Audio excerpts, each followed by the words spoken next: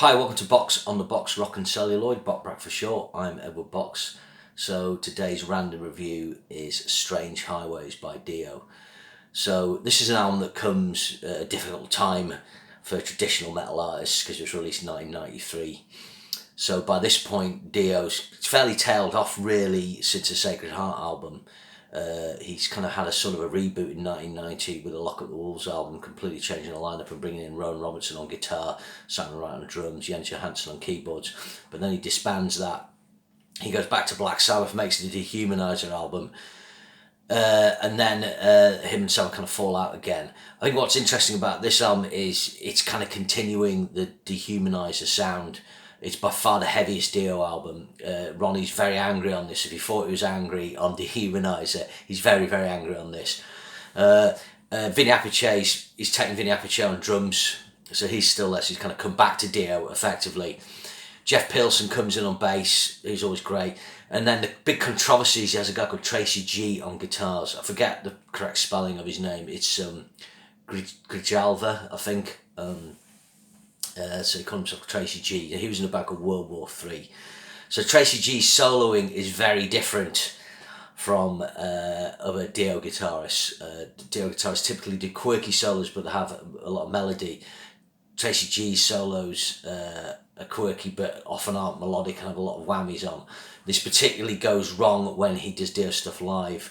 A friend pointed out to me how bad he was playing the Dio stuff live, like Holy Diver had a look and like, yeah, he doesn't follow the plan at all. However, on this album, I do think his guitar style works really well for the way the Dio sound changes. So they hooked up with Mike Fraser on this. I think he did the Coverdale Page album. I like the sound of this record. It's got a very hard sound. So it's like Dehumanizer. It's got a hard drum sound, but it's not as reverbed. So they've got a kind of more modern take on the drum sound, but quite harsh. The guitars are very saturated, very heavy. Ronnie's vocals are up front. There's quite a prominent bottom end, but clanky. So it's an album that is of its time, but it doesn't date the way other albums might do. And it's 53 minutes long. So I'd say the tracks are slightly longer than some Dio tracks, but having said that, there's 11 tracks on it. If I knocked a couple off, it would be coming in the typical length of Last in Line or Dream Evil. It's at that point where bands have to put more albums on, tracks on CDs. This only made number 142 on the Billboard chart. I mean, at this time, Dio could have made the greatest album ever, and it wouldn't do stuff because by this point, traditional metal has been pushed to one side by the media. It doesn't get MTV play. It's all about the Seattle sound. And Metallica and Megadeth really, and Pantera, metal bands that have survived into the 90s. So really it opens up with Jesus, Mary and the Holy Ghost, and I think the main 2 points of this is it starts with a really atonal riff, and it's got really tight digital cuts in it. I'm not sure if they've used some digital tech on this. The other thing is the lyrics. It's like Dehumanizer, it's abandoning the fantasy lyrics of classic Dio. And it seems to me talking about organised religion. I've got to say, as an opening track, I'm not massively keen on this. It's quite bold, and Ronnie's. The other thing on this album is Ronnie's vocals aren't as melodic. There's not as much melody here. It's about anger, which is fitting in with the time. So Jesus, Mary and the Holy Ghost has its fans. I prefer the next track, Firehead, but even with Firehead, I'm not quite as keen on it as other tracks. But I do quite like the chunky riffing. One of the things Tracy G does, he kind of does weird harmonic noises. Often he'll hit big whammies, which I like, and he's kind of noisy.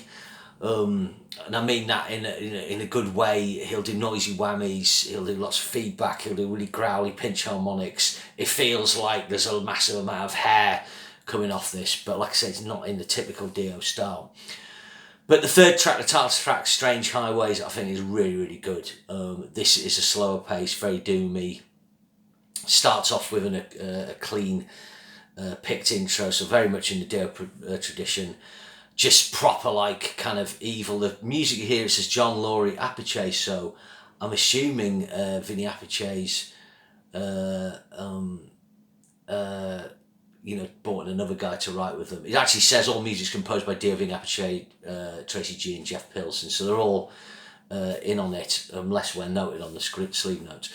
But yeah, this has got an evil riff, and it's just proper doomy. It's really good. When it kicks in, it gets going, like the chunky riffing. You know, it's more in common with Sabbath, or the kind of doomier aspect of Sabbath, than even Dio era Sabbath in a way. But I really like it. And then you've got the next track, which might be my favourite, which is Hollywood Black. This is probably the most catchy track up to now.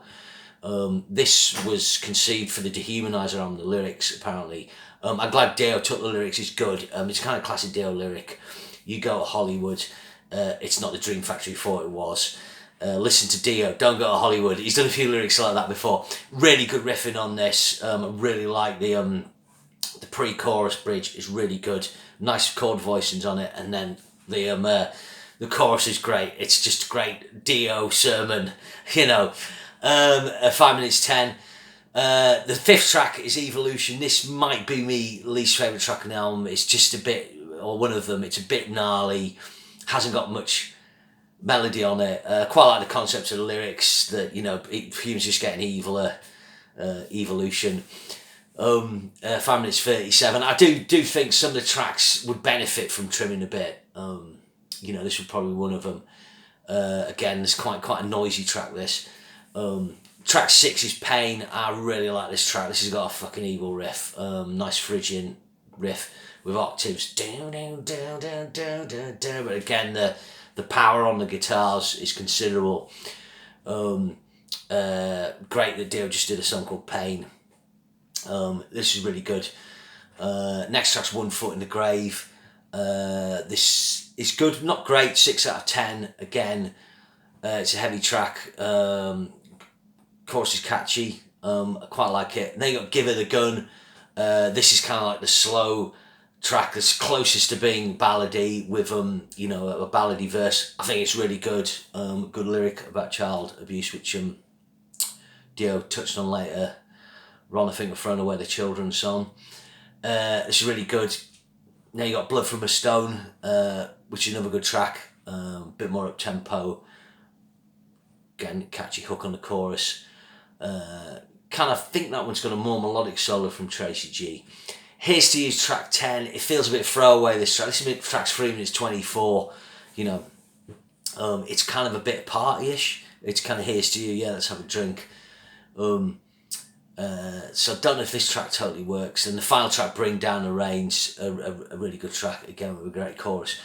It's a mixed bag, but I think it's interesting, this album, because it's just so heavy, and it's trying to keep the Dio sound but trying to stretch out and make Dio relevant in the 90s without sacrificing his you know, what he is. And I don't think it does sacrifice what he is, along with Dehumanizer, you know, which it makes a good twin